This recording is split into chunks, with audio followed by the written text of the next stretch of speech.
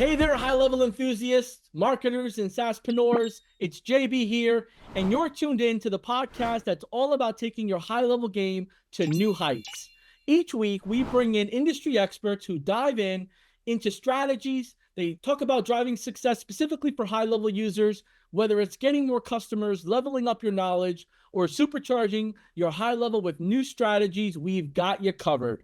Today's episode is all about the best way to use royalty-free music in video production and advertising.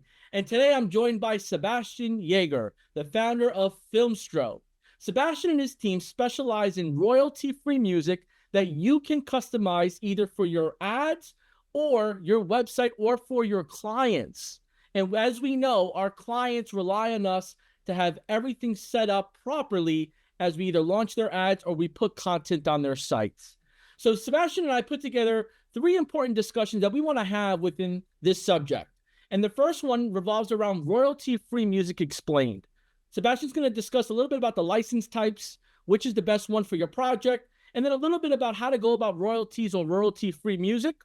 The next will be a little bit about compliance 101, how to avoid copyright infringement, getting things taken down, and just the frustration that your client may go through because somebody's reaching out to them instead of you about the video, audio that you're using. And then lastly is post-production time savers, how to ensure the music is suitable for the project. And that really deals with changing the length, adding a little bit more up-tempo, just the details that maybe any music that you come across doesn't have, but now you get to add. And any unwanted sounds, right? Any styles that you may not like. So Sebastian and I are fully prepared to give you all the value you need. As always, we appreciate you joining us. Sebastian, it's great to have you on the show. Welcome. How are you? Good. Very well, John. Yeah, thanks for having me. Great to be here. Yeah, man. So, we've been going back and forth here. And the great news is, I caught you almost by accident where you just got launched on the app marketplace with Filmstro. And you have a product that's a little bit of like a hidden gem, where people know they need great music, but they almost don't know where to go. It's almost like back in the day with like stock art and photo art. Like we got educated really quick in the industry that you just can't grab any photo and use it. And now we're evolving that way with music, whether it's on social media, websites, or, out and about. Do you mind sharing a little bit about those that may not know you, a little bit about who you are, where you're from, and what inspired you to get into this space? Sure. Yeah, so I'm a UK-based composer originally, so music is my background, and I was writing for all kinds of projects. So, BBC stuff for TV, a lot of blue chip and kind of high-end prestige client work for kind of branded content, be that, I don't know, the Olympics or Formula One or Johnny Walker and things like that. And I saw that there was definitely a pain point around music and discussions around music. So even people who are using music day in, day out and working with people like me, so having bespoke custom music created for their projects, there was still this difficulty around how to explain things about music, how to, really get down to kind of translating what a visual creator's got in their mind, what the emotion is they want for their film, be that a branded ad or a long form piece or whatever it might be, and then talking to a composer to try and get them to actually give them exactly what they want.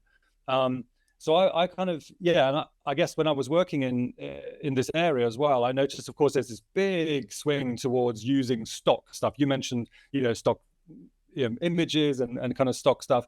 And of course, stock is massive now. And it's definitely had an impact on the music industry as well. So there were more projects where people were kind of saying, oh, we're going to use stock. But then the pain point kind of doubles because suddenly they're like, oh, now we have to look for stuff. Never mind that it's difficult talking to a composer about music. Now you've actually got to just start from scratch and find the stuff. So I was really interested with that and did something where I was experimenting with things and talking to my colleagues at the time who were like directors and screenwriters and people like that. And I was experimenting with this idea that what if you had a piece of music that you could give to the client, and then the client themselves could actually make the changes. So rather than having to go back to the composer and be like, oh, hey, can you, get rid of that trumpet or make those violins a bit faster or whatever it might be, or can you change the mood to be a bit more this, that, and the other? Just kind of go, look, here's the thing. It's close enough. This is basically what you asked for. And you can now be your own change agent and make those tweaks, those last tweaks. And we find that like today more frequently, customers, clients, agency owners, marketers, they want the flexibility to play with what they have. Like, even though it could be perfect with your experience, your knowledge, and what you believe, they just want to make a tweak just to make it theirs. And we see Yeah. that with different programs, art programs, and even, music editor programs. Now, in your experience, being a, professional in the industry before it was cool to create music, right? Mm-hmm. What was the transition that you witnessed as royalty-free music or music in general became more popular for captivating attention? Well, yeah, that's a big one. I guess the thing that really shifted was the sense that a creative individual who is not musical can have an equal say in the music.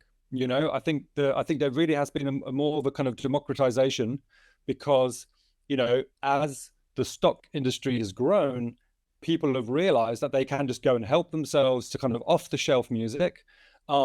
And therefore suddenly it's like, well, it's my choice what I put on here. I don't need a music supervisor. I'm my own supervisor now. I get to choose the music that goes on my project. So I think there's a sense that clients now are ultimately more discerning, which is slightly ironic because, of course, if they're not working with a composer, well, they can't actually make the changes to the music, but at least they feel a sense of ownership because they're the ones choosing the track. They're looking for the thing, and they're waiting until they find the right thing to put on their project. So I think there's a sense of a shift in ownership, and a shift in kind of feeling that they can do nearly everything, I guess. I think that's a big Yeah, change. I agree. I feel like, again, you're the actual professional in the space. So I know this is maybe a double pack question that we can go on just in its own topic, right? Because there's respective opinions around, who should have the final say. And, the amount of BPMs or tempo really doesn't match what you think it matches. So I think what we want to, the point I guess you and I want to make across to our audience is that you can be creative as much as you want, right? It could Yeah. be what you want it to be, but let it be the right way done, right? Because the Yes. last thing you want is to get into infringement and issues that not only embarrasses you or your client, but could be hefty fines. I mean, there are Absolutely. composers and artists out there that are making it their full-time focus to find people using and abusing their music unregistered. Absolutely. Yeah. So taking a step back, I guess, looking at that first point you made about, what is royalty-free music? How does that differ to other types of music out there? And how can people use it safely? I think so. The first thing to say straight off the bat is if a large TV production company is commissioning me to write a bespoke piece of music, that is categorically not royalty-free at that point, just to make that clear to everybody. If a piece of music is written custom made for a particular project that is dedicatedly aimed to be on TV or theatrical or other kind of radio, for example, or even some of the big AAA games, that now is what you would call, well, you certainly wouldn't call it royalty-free music. The issue with music of that nature, of that caliber, or that pedigree, if you like, is that there are definitely royalties that are payable, but again, what I want to definitely kind of just bust a myth here and just kind of get a misconception away from people. Typically, those aren't royalties that are paid by the person who asked for the music. So that TV production company who says, "Hey, Sebastian, give us, this, that, and the other for this show we've got for TV." I give them the music. That piece of music then goes on that TV show, and it's actually then the broadcaster who pays an annual flat fee to all of the performance societies around the world, the performing rights organizations, they're called. So every country has their own. In America, you guys have got BMI and ASCAP. In the UK, we have PRS, for example. And those organizations then go and collect the royalties that are owed to their composers that they represent. So I would then get royalties paid to me via my local performing rights organization, because the broadcaster paid money anyway. They pay a blanket fee to use music. So in actual fact, the funniest thing about royalty-free versus not royalty-free music is, yes, there is music where royalties are absolutely paid, but that actually doesn't ever concern the person making that initial purchase, or very rarely. So the thing you've got to look out for there is the music, are there mechanical rights that are attached to it, or is it free from mechanical rights? And I think that's the piece, although that sounds difficult and a bit complicated and confusing. What nowadays is called royalty-free music is essentially music that has no mechanical rights attached to it. what we call non-MCPS. So if you go to a music library which doesn't officially say this is royalty free, then what happens is there are basically mechanical rights that need to be paid wherever that music is played. And sometimes, if that's for, say, not broadcast, so not for TV, then yes, the agency, the TV production company could get stung by having something extra to pay. I understand a little bit better than what I did before. And it's one of those things where in my personal experience, I just figured I'm going to use something really quick and nobody will know. And what's the likelihood of me getting called out? Sure. And I want to just preface what we're going to say moving forward is that, nor High Level or Sebastian is giving you any, action advice or telling you to do this a certain way. This is just all informational for you to then do your research in your region, your country, your state, your industry, whatever the case may be. Just use this as information that you can pick up and go from there for further research. So you covered a little bit about the royalty-free music explained as a whole. Tell me what that means for a marketer or for an agency owner. What are some things they should be aware of to do further research and due diligence on their own?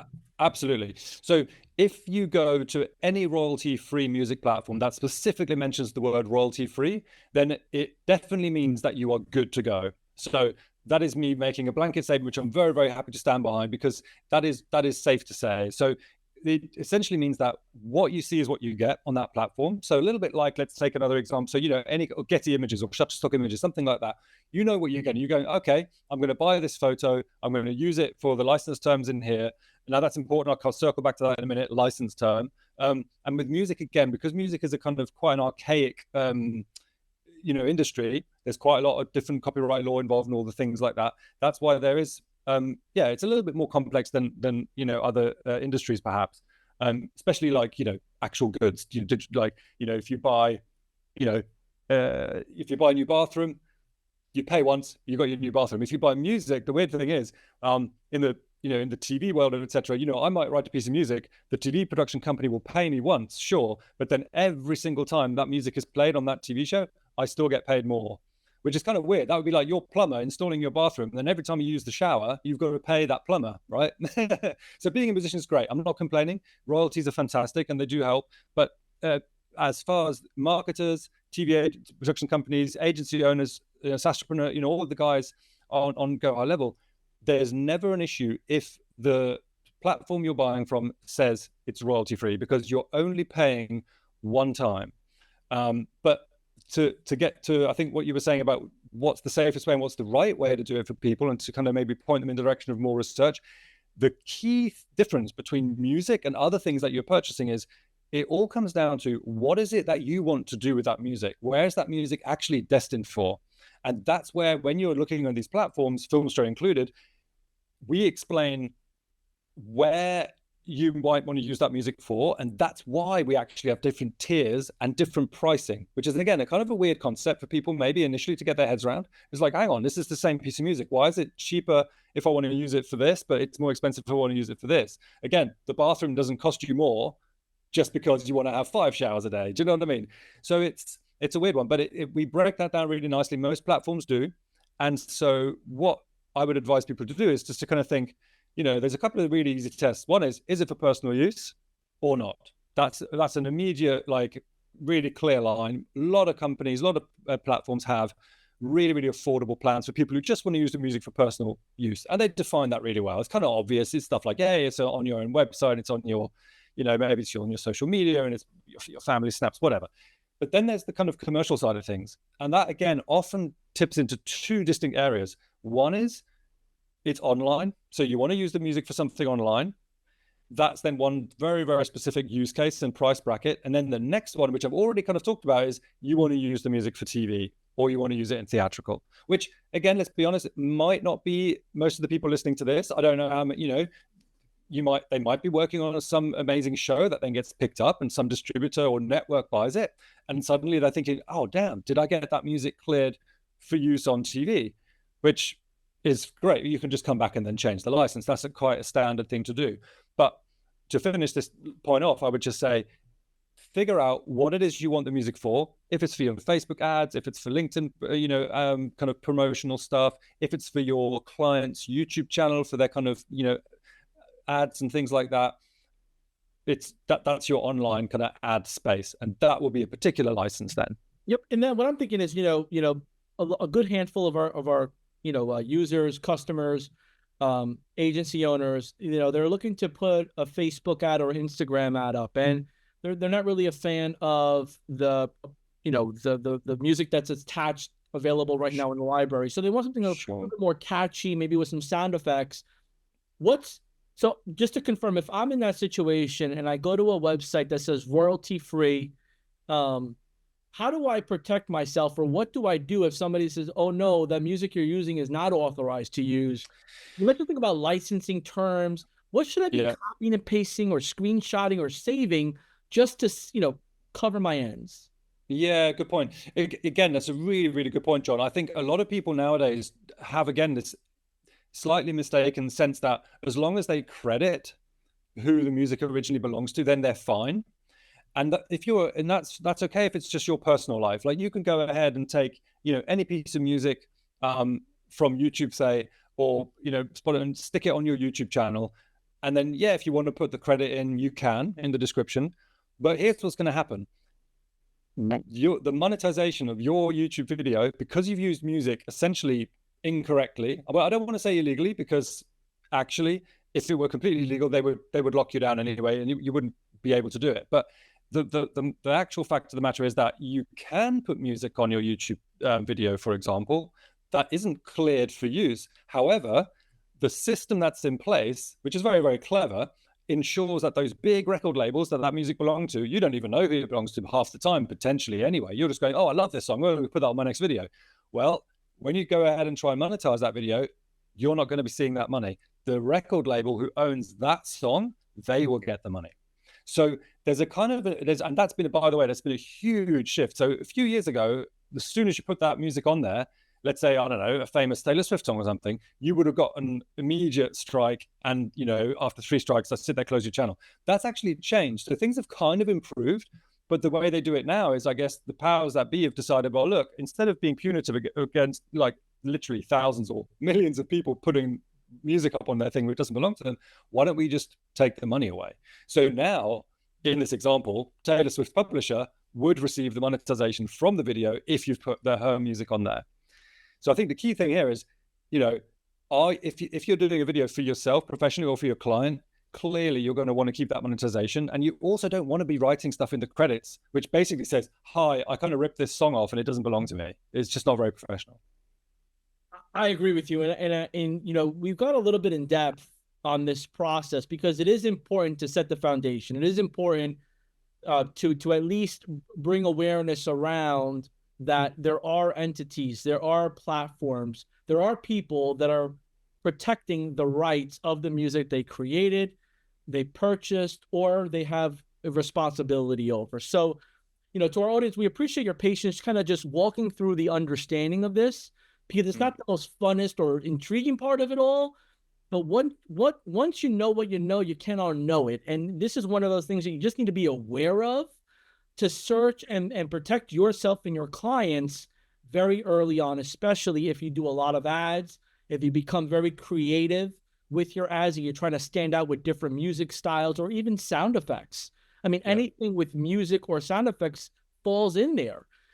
So I want to pivot a little bit here, Sebastian, if we can, is now that our audience knows what they know, how could you give them a little bit of a better direction on how they can start to navigate this to use royalty-free music or properly purchase or look out for those who have the rights to it so they can have the great ads and protect their clients and themselves? Yeah, absolutely. So the really simple answer is, without, I don't want to get into a sales pitch, of course, and I'm just going to keep saying stock music platforms, ourselves included. So in this case, if you don't mind, Sebastian, you have a unique service that you offer. It's in our app marketplace.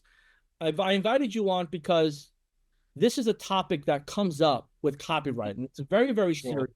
Even at high level, we go through a process to make sure that our music even though we buy it from a royalty-free music source, that it's extra confirmed that everything is right.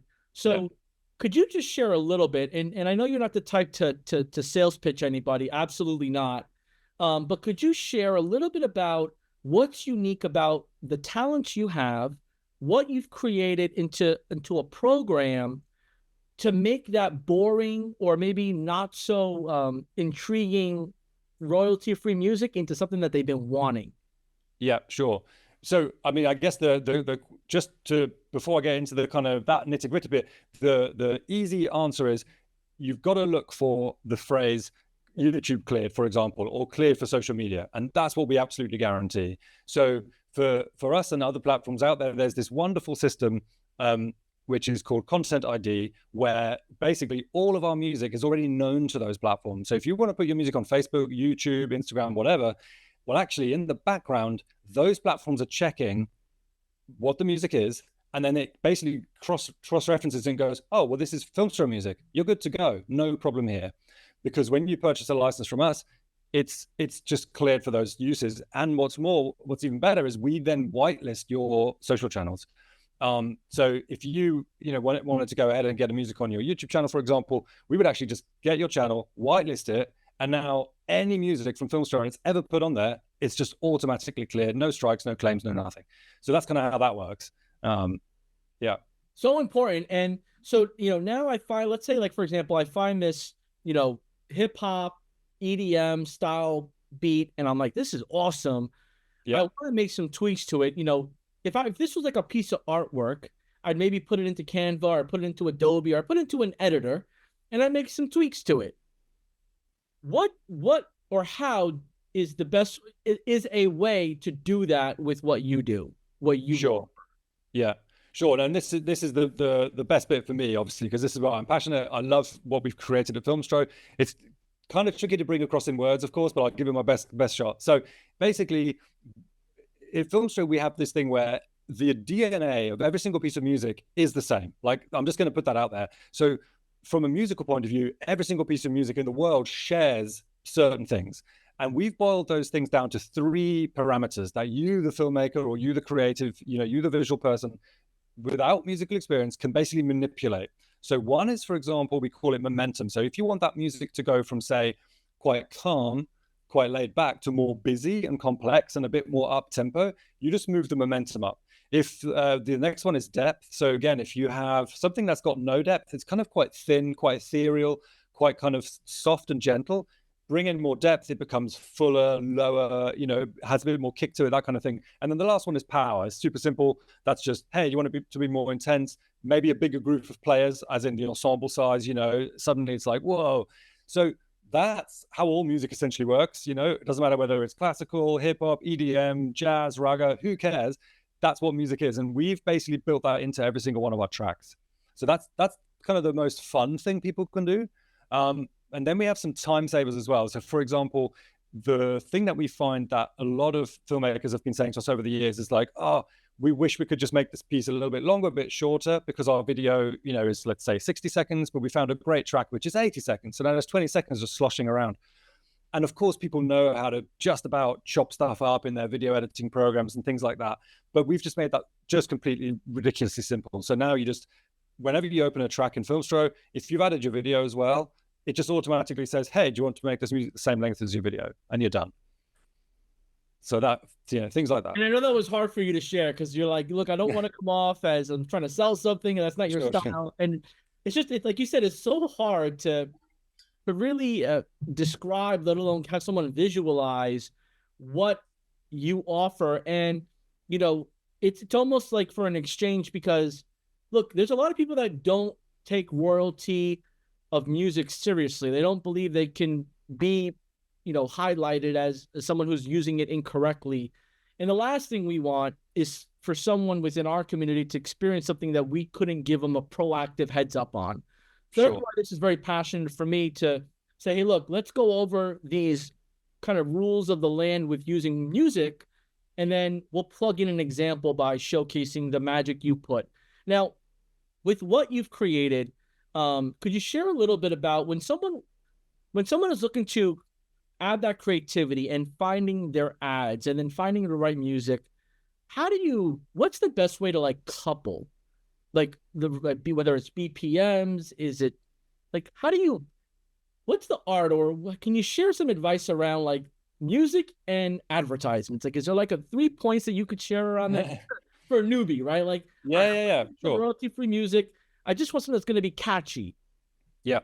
Yeah, no, I think that's a really good point. I think there's a lot of stuff now where we have to appreciate that people are probably using music as the first thing in their creative process to then cut their video to, just to get a bit of that pace, a bit of a sense of, well, where I've got this assembly, all this amazing footage I went and shot, whatever.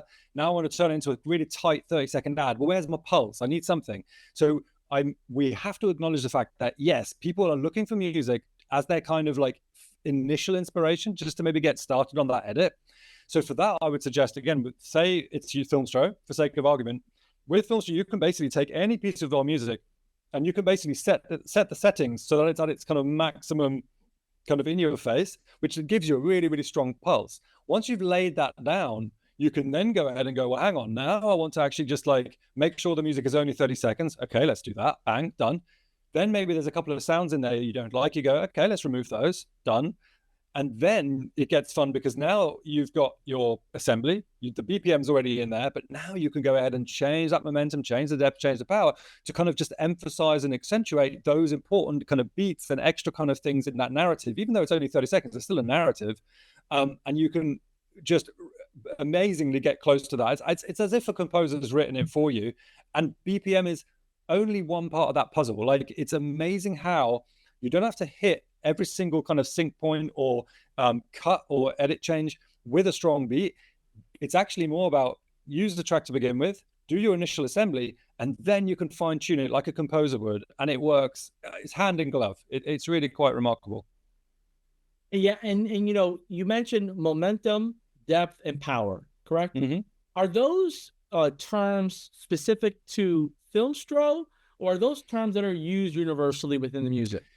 What we've tried to do is, short answer, no, they're Filmstro. Well, I mean, they're obviously ordinary English terms. We've appropriated them for Filmstro to talk about music specifically for those people who haven't got a musical background technically.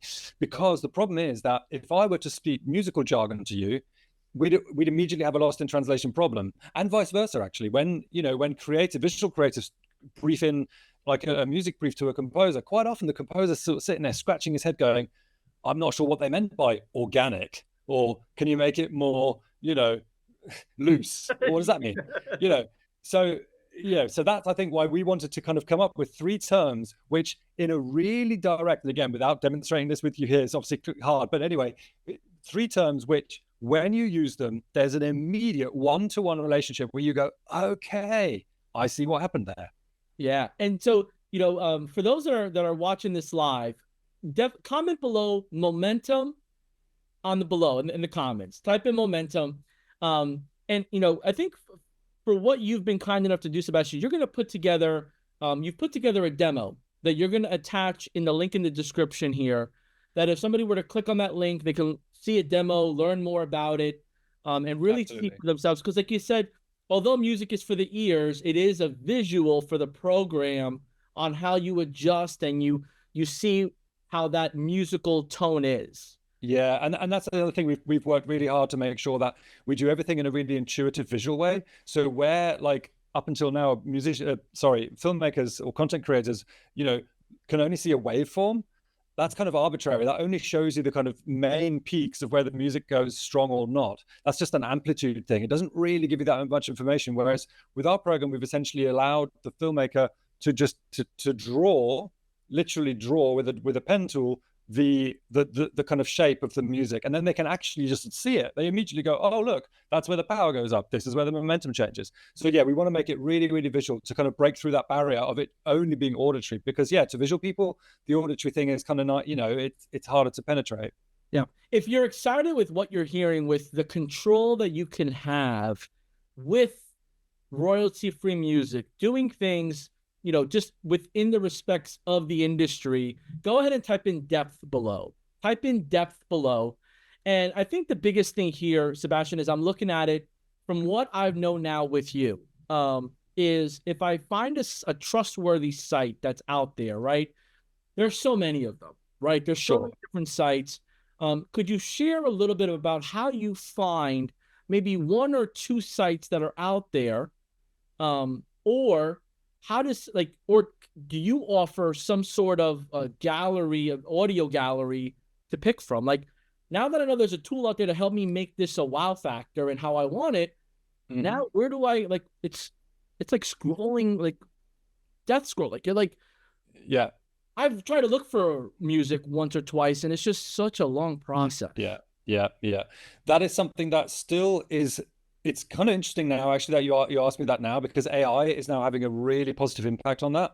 I say positive. It's an interesting time. Put it that way. There are now some solutions which we actually experimented with as well, and we're going to come back to it when it's more mature, which is the prompting. I guess a lot of you guys listening to this will be familiar with the kind of prompting now for things like ChatGPT or Midjourney. These kind of visual prompt AI tools where you put in a prompt like, give me a, whatever, and the beauty is we've now got this natural language prompting AI algorithm stuff, which can do stuff like, for example, you might put in walking down a dusty road. That's all you have to do. You write walking down a dusty road, and I'm not kidding. The music you then get back is that kind of typical like backcountry, hot day. I can't tell you more than that because, of course, I'd have to play a piece of music now, and you go, oh my god, that is walking down a dusty road.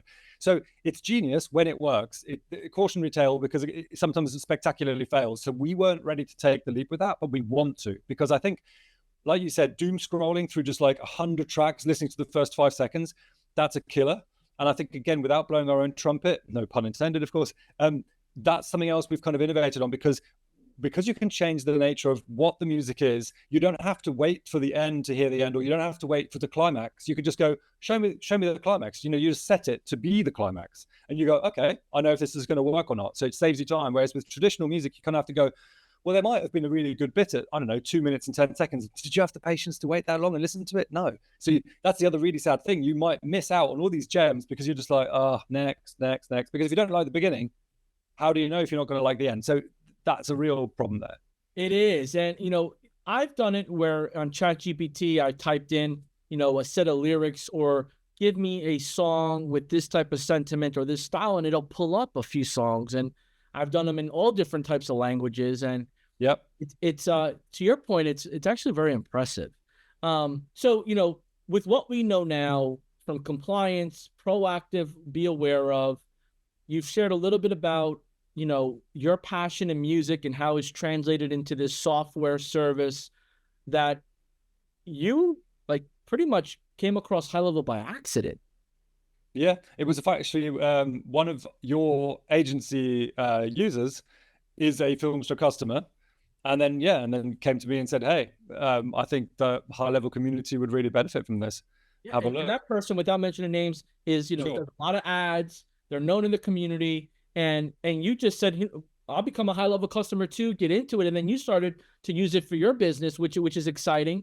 But it's one of those things where you probably wouldn't have come across us or thought of the product fit if it Mm, wasn't for that introduction. absolutely. Yeah. And I think one of the biggest things when we were speaking offline was you want to make this available for everyone without it being a penny pinching process. So Yeah. who who can benefit from your expertise, your skills, your experience, and what you put into this product? Who could benefit from this? So I think if I understand the question right, I think basically anybody who is an agency level user in your platform, in your community, can absolutely go and help themselves. Have a little look at the Filmstore listing in the marketplace there. There's some explainer stuff. There's quite a lot of information there as well, so they can really just take a deep dive before they commit. And then we have done it as a solution where it's available to sub accounts as well. So if the agency decide to go ahead, then I believe the process is that they would then have an option to also make it available to the sub accounts if they wish. So yeah, it's Perfect. Now, question for you, for someone that is not experienced with this process, um, with your with what you do to educate, what's the best way for folks to learn within Filmstro? Do you have a community? Do you have a YouTube channel? What's the best way that you share these best practices if they want Sure. to be curious about it with understanding royalty-free music, compliance, and then Yeah. maybe checking out your product if, Yeah. that works out for them? Sure. Yeah, no, I mean there's a YouTube channel with some tutorials, but it's actually everything is kind of quite tight in app as well. So in app you'll have one, that also works directly in high level, so you won't even have to go anywhere. So it's in your high level dashboard if you like. There's tutorials inside the app. There's kind of knowledge base link out from the app.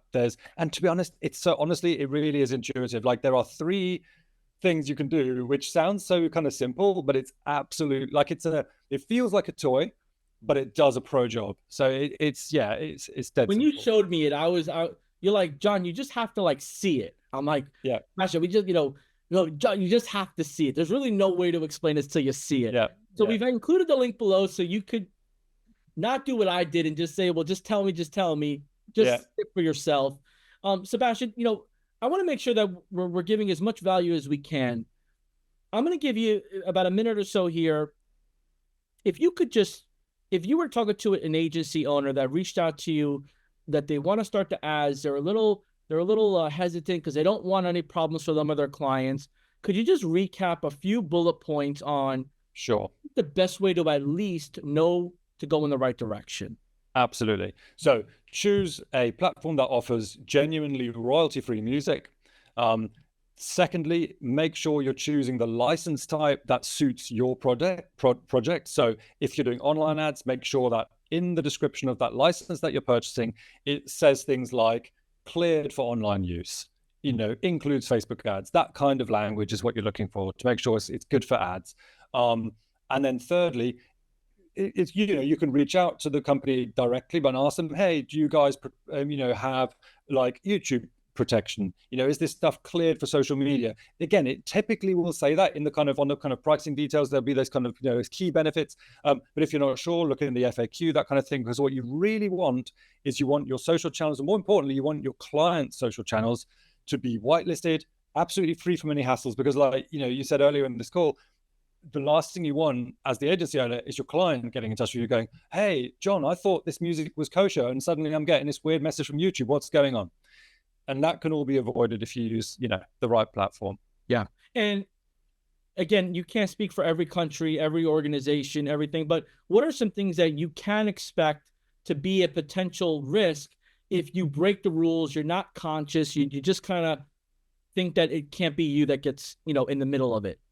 Yeah, sure. I mean, absolutely never put music on any of your products, projects, whatever, if you haven't explicitly actually purchased a license to use it. That's obviously a massive no-no. If it's your holiday, photo montage from your personal holiday and it's on your personal YouTube channel, do whatever you like, because Time Warner or Universal Music or whoever that music belongs to that you've put on there, they will claim that money. So, you kind of maybe won't even notice because, hey, maybe, you probably haven't got many subscribers if it's just your personal YouTube. But if this is for a client, and suddenly they notice that their monetization was switched off because of something you did or didn't do, that's number one. Just don't use music unless you have a license for it. So this is for specifically for personal use is fine, but it's the commercial use. Correct. And commercial could be anything that potentially could be monetized, that has a big following, that's for sale, for rent, some sort of solicitation to do business with you. Absolutely. And obviously, we encourage we want our audience to obviously speak with, be aware of your legal, rules and regulations and obviously get advice if you're a bigger company or you're working with a bigger company to follow the right processes. And then if you're looking to remix that royalty-free music or that purchase license music, that's where Sebastian and his team can have put this program together that you could do on your own. You don't need to pay them to do it. They give you everything to do on your own. So you're the DJ, you're the mixer, you're the composer. You get a chance to really make those tweaks around. Hold on here. Momentum, depth, and power. power. That's the one. Well done, All Jim. right. Yeah. I was going to say something else. I'm like, wait, that wasn't even mentioned. That wasn't close. Yeah. Momentum, depth, and power. So if you find value in this, type in power below, right? And if you really, really want to get more educated or have a clear understanding for whether it's you, your team, your clients, you may be looking to do a webinar around this, definitely click the link below. Reach out to Sebastian. More than happy to discuss a few things with you.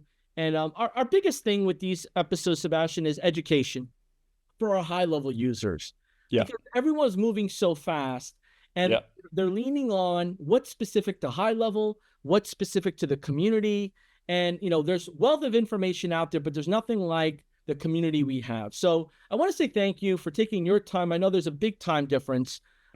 Just jumping on here and educating us. Thank you for accepting my invite to talk a little bit about your program, because like you said, it's hard if you don't see it or experience it, but I think you did a great job to paint. Thank you. To learn a little bit more. And I think it's the biggest thing here is for our audience. Don't lose your creativity because the fear of. Yes. So you'll gain more creativity as you're more knowledgeable. So any last remarks you want to include, Sebastian, before we wrap this up? I think you put it beautifully. I think that's exactly it. I think there's something wonderful about taking ownership of the creative process and not having it as yet another boring post-production process. You know, you can hopefully, and again, not wanting to sell this too much, but you know, you can rediscover a kind of an element of fun, an element of true creativity, which I just want everyone to experience because it is wonderful.